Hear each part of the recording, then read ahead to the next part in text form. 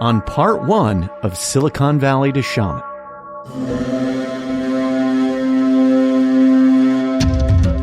Interestingly enough, like early on in my life, I had these sort of near-death experiences, but I kind of dismissed all that. Well, don't dismiss it here, please. But it'd be like watching a meteor fly through the sky or something. You'd kind of go, oh,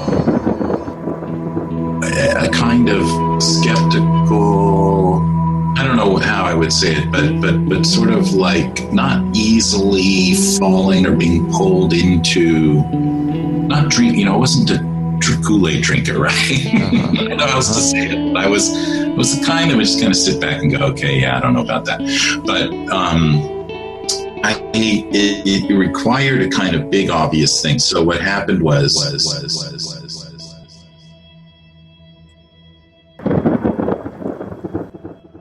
because I had started to actually go out and experience shamans and go to workshops and do healing workshops. And, I was a good massage therapist. I could heal people with my hands, and people go, wow, that told something happened. And, so I get these little hints. So how old were you at that time? So this was, how old was I? This was my late 20s, I think, by that time. Okay.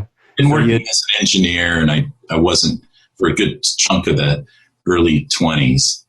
And all the way up into my 30s for like the 90s, I was working literally in high tech and all this and traveling around the world and busy focusing on that. But in the weekends and evenings, I would still run off into the hills and look for the shamans and the healers because it was fascinating me, right? And I wanted to have as many of those experiences as I could and learn as much as I could. So I was taking a lot of the workshops and doing things like that, but it still hadn't registered as something unique or special within me. It was like I've read this stuff. I understand that it's in my brain. I've had some experiences. I can help people. I can answer questions better than others can for them. Sometimes I can heal them sometimes with my hands and this and that, but I never really put two and two together.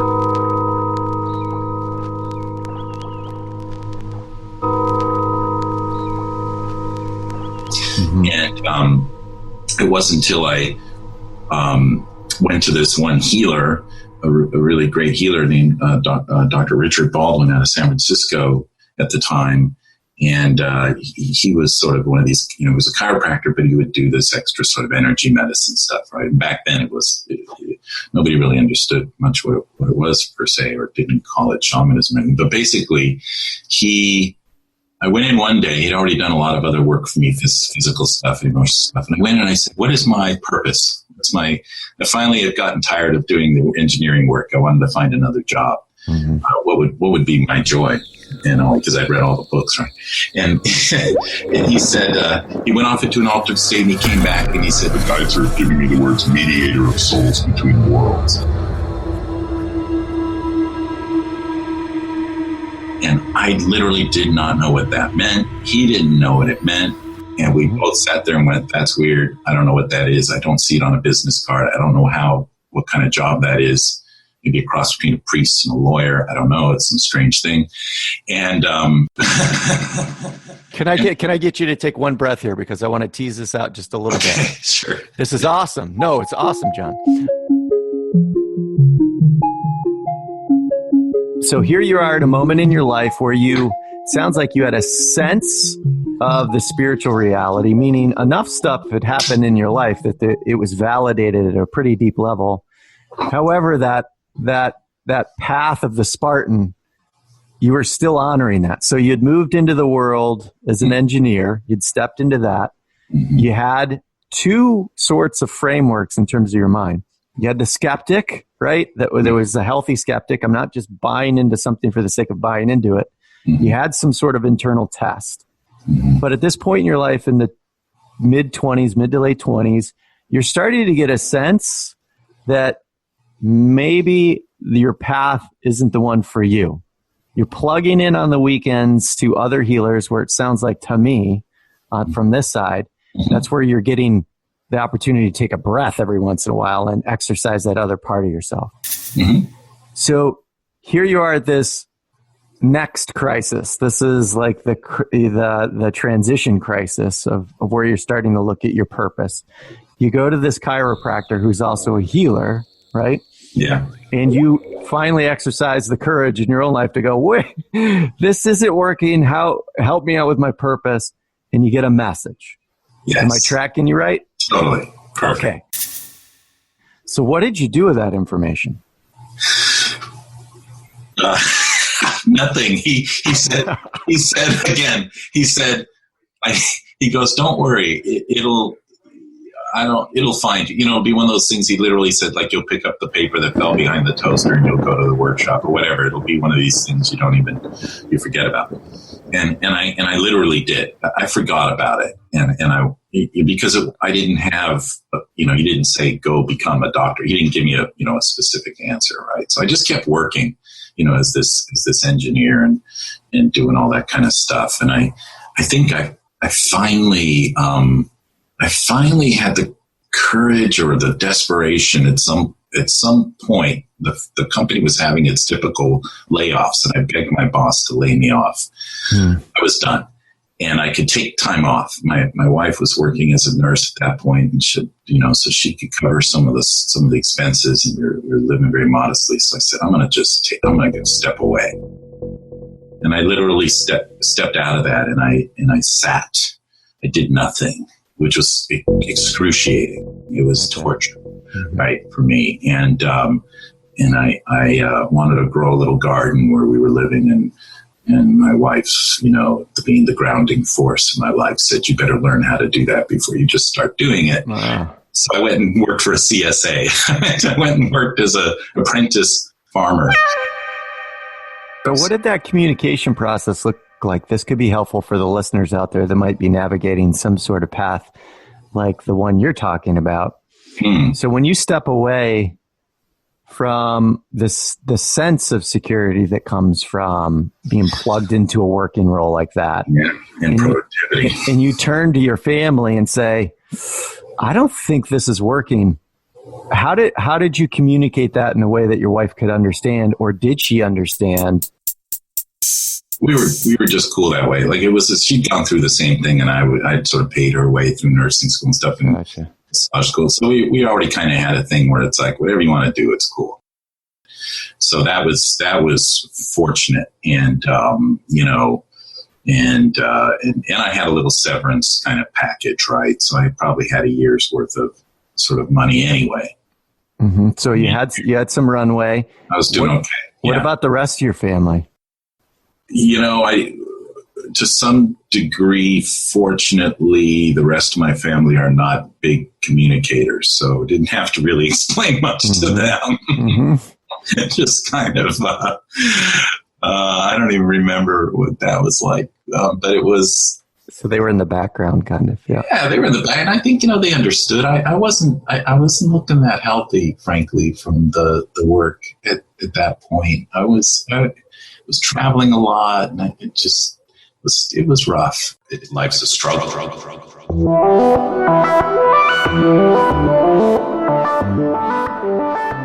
Long hours, and so it was like, yeah, cool. Take a break and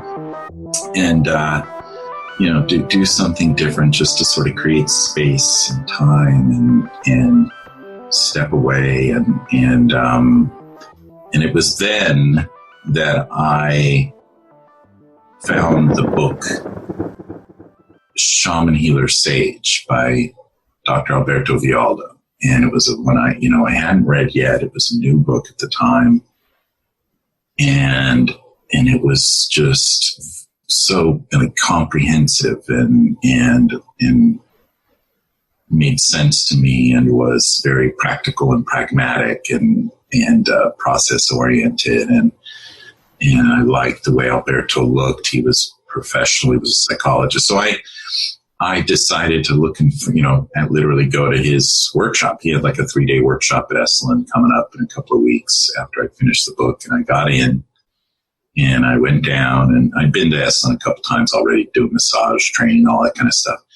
And so I was happy to go down there for a few days and do this, and got the last seat, which was interesting. And as I'm driving down, the condors were flying, near for a moment. So I was already kind of hip to all the signs and the cool. And you're a last born riding in. Yeah. And I sat, I could see there was, we got into the room, a circle of seats, and there was like a wolf skin or something on one of the seats. And I thought, that's probably Alberto's seat. I'm going to sit right next to him, and, be the best participant in the workshop, because, I got to be the best at everything. Right. And I sit down, and he comes in and he sits down, and literally the first words out of his mouth in this shamanic introductory course were, "A shaman is just a mediator of souls between the worlds." So that was the wake up, right? That's the answer to your question. That was the undeniable, like, oh my God, 3 years earlier, this other guy told me that's my purpose, that's my work, that's my life. And Alberto equates it to shaman and the process in his book and the training and the whole 9 yards. And it scared the heck out of me, honestly, because it seemed to require a sort of level of skills and gifts that I didn't put two and two together that I had. You know what I mean? Like, I'd shut a lot of that stuff down. So it wasn't like I was walking around like knowing I was some kind of, super psychic healer. Here you are now, you've stepped into, you've got an acknowledgement. The message comes full circle. You actually hear the same words and you're like, oh crap, that's what this is. Now I can't run away from it. Yeah. So there's an inner turmoil that starts to show up, and you're getting a sense of the mountain that needs to be climbed. Yes. What did you do with that? How'd you move through that? Well, first I went to the bathroom. I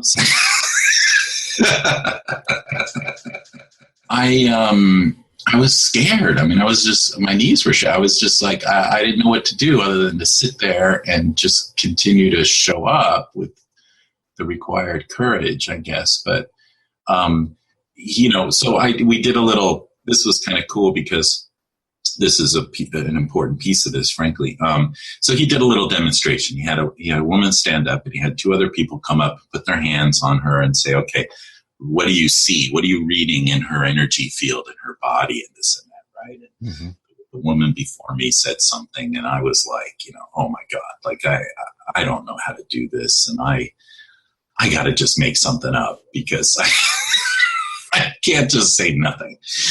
And so I kicked in my imagination, and I said, I see this, whatever it was, something inside attached to her spine or something, this and that. And sat down and just sort of was, honestly, I was probably in shock at that moment anyway, as you can imagine. I was hardly present at that point. And then the thing went on, and then there was a lunch break, and I saw Alberto walking, and I ran up to him and I said, Alberto, I think this is what I'm supposed to do. What do you think? Can I be a shaman? And he said, oh, yeah. He goes, you're like already there. What you read in that woman was exactly right. This was the energy pattern, et cetera, et cetera. And you could just like do a little bit of this training and you're good to go.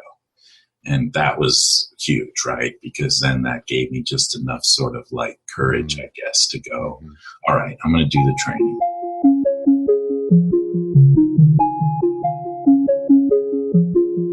And so I did. I dove into his training, the Four Winds Society Healing the Light Body School.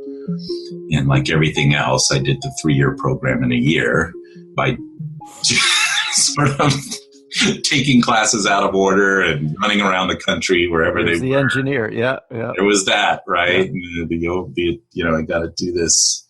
And, it was really expensive. I put it all on credit cards, and I worked in between time doing massages, lunch and breakfast and breaks, and just to try and pay for it. And, trip to Peru to work with his Karo teachers and the jungle shamans and the whole 9 yards. And, but the cool thing was one of the first classes, this was also important. this woman who was a very intimidating woman, sort of middle-aged, tall, dark, serious, double, degrees in psychology. I mean, it was like a force to be reckoned with. And, and she walks up to me somewhere in the training and goes, "I want you to work on me." And I went, oh God, I was just like, I'm going to be destroyed my first class. Like I'm going to run home. Like, this is it. I can't be a shaman. Like I'm going to, so again, an act of power, right? An act of courage. I said, okay. And we set up the time and I sat down and I did the things they taught me to do. And I, again, was feeling like I'm not sure I know what I'm doing. I don't really, I'm not so confident that I see what I see, etc. But I did the work and I said what I saw and everything. And she got up and she said, "I felt that and it cleared. You did it. I've been working on this for 10 years. No one's ever been able to help me with this. And you did it." And it was just like, wow, really? Amazing, because I didn't feel like I was doing, it wasn't like all the other work I'd done where you knew you were working, digging a ditch or, solving a problem. Right. It was like, it's not a little green light that goes on and says ding. Or it says, good work, John, work harder, you can't work harder anyway. So that was profound. And that I think sort of cemented it, right? That was like, all right, like, if I could work on her and live, then I could do anything.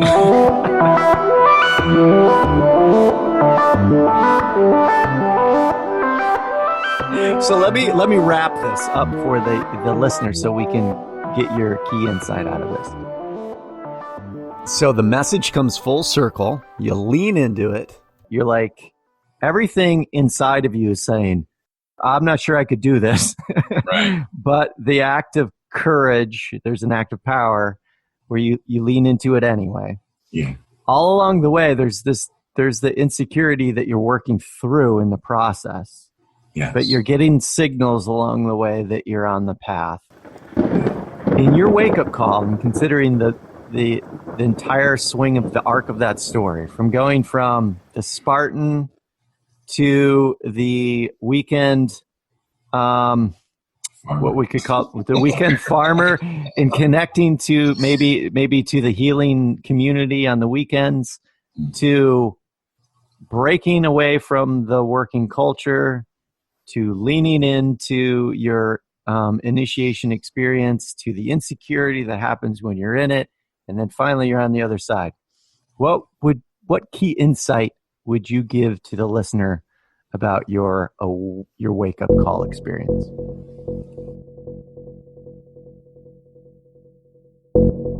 It doesn't have to be certain, and it doesn't ever have to be comfortable, because those same feelings happen to me 10,000 sessions later. Mm-hmm. This work never makes you feel like you know what you're doing. Mm-hmm. It's the nature of it. And so you always have to show up as that act of power. You always have to, in spite of the fears and the doubts and questions, you have to keep showing up, and it's never going to feel like you got it. You're there.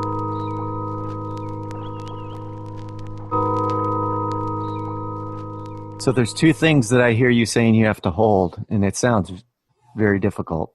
And it happens to be something that I'm familiar with. There's this incredible vulnerability that you have to be aware that you might have to step into and experience it without an acknowledgement, and carrying courage at the same time. Those two things aren't contradictory. You're actually holding both of those things at the same time. Yes. So what do you do now? We're going to move into your flow a little bit to maintain the integrity that you need to be able to do the work.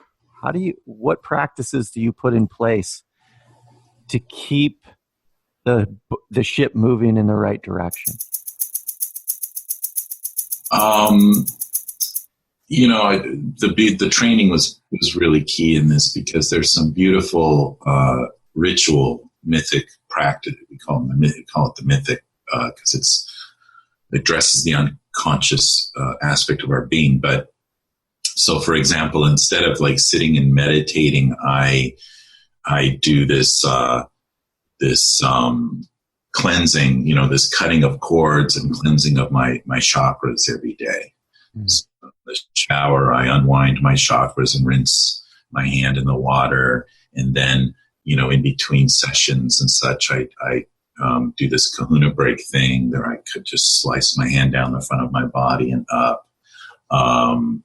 I go to my altar, which again is part of that mythic connection to the world of spirit. It's a physical representation that helps anchor your relationship with spirit into this world.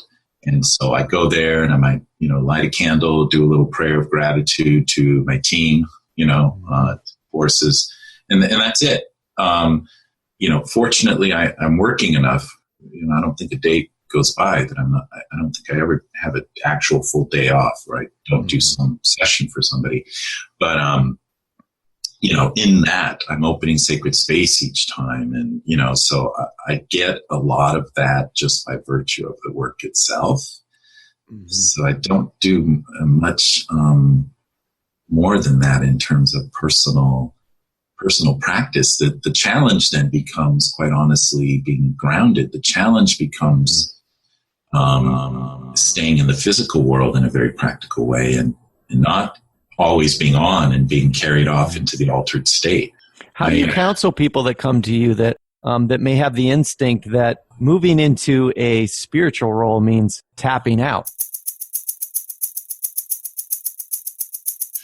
Well, yeah, because it's a lot of the way a lot of our spiritual practices and traditions, most of which I've been through, right? That's sort of like they see that as the goal in a way. I think the fallacy is that you can't have both. And shamans understand there's no separation of spirit and matter. Mm-hmm. That was sort of bogus to begin with. And so we don't make it hierarchical that one is better than the other, spirit's better than matter, this and that. So, yeah. So where do you see yourself headed, Jon? Here you are, because we're wrapping up here. Here you are, a shaman that's been practicing for a while. You've stepped into the vulnerability that role takes, and the courage that takes to do that each and every day. You have practices that keep you in balance with both, that keeps you in touch with both the spiritual reality of nature and also just practical life. Mm-hmm. Where do you see yourself going in your work, and what are your goals for yourself as you move forward? Okay, well, what I'm seeing is more, and it just sort of speaks to the kind of apparently never ending until I guess the whole vision comes manifests for humanity at some point, but sort of never ending need to step in to new arenas. So I'm working with, a CEO leadership company that part of their team now. And, I'll be working with people that aren't the kind that would even, through word of mouth, which is how I get most of my work, like show up and want to get a session with me. Mm-hmm. These are going to be people now who, by virtue of working with this team of consultants, will get some of my work. And so a whole nother level of my sort of requirement to bridge, right, the gap and make it effective and comfortable and, for everybody involved, or at least them, maybe not me. So that might represent your growing edge a little bit as a healer for you. That's my growing edge. It makes sense. I just, the way I word it is the lineage just keeps putting me places, and because I can. Right. And I also hear in terms of the story that you shared today that's part of the worlds that you understand. You understand how to navigate the professional environment. So maybe it's part of you coming back full circle a little bit to serve that community as well. Absolutely. Well, Jon Rasmussen, thanks so much for sharing the gift of your story on the Pioneers of Insight.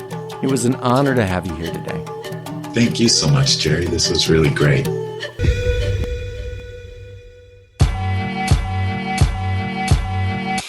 All right, folks, that's a wrap. If you enjoyed the episode, please leave a review on whatever platform you're listening to. This just helps put it in the hands of the people likely to get something out of it. If you'd like to dig a little deeper and see what we got cooking here at TOOWi Media, you can visit our website at TOOWiMedia.com. Wishing you grace to fill your sails today. Stay great in the meantime, and I'll see you on the next Pioneers of Insight. Done. What I've learned over the years is that there's an easy way and a hard way to do everything.